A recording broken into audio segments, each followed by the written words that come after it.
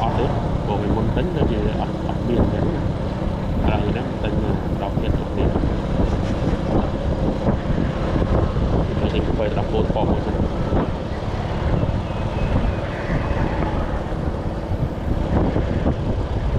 được tiền liên tục mình được tiền ra rồi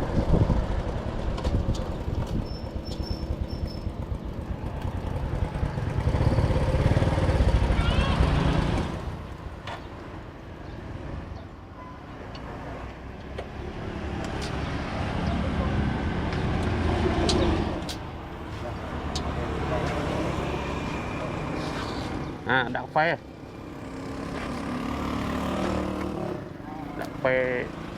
mà cao ơi đấy nghệ dân phải ở đây nữa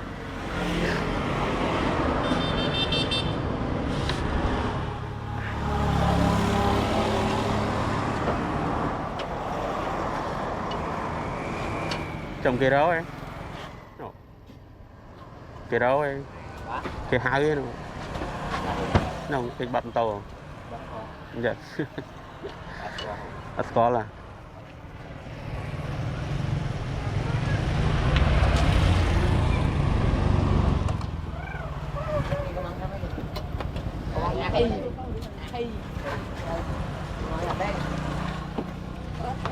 đây quay đặt tôi cọ mày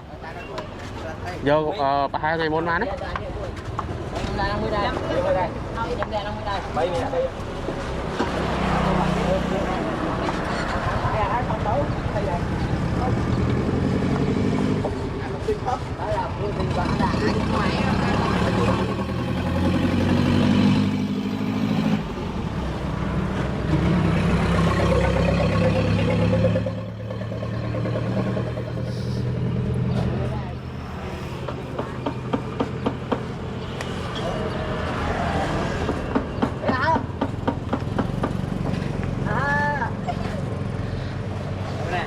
này lực màu 424 con fan một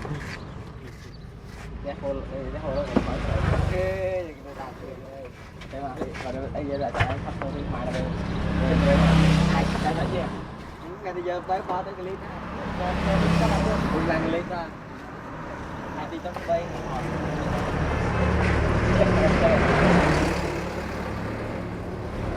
bây giờ bên em thì có đây em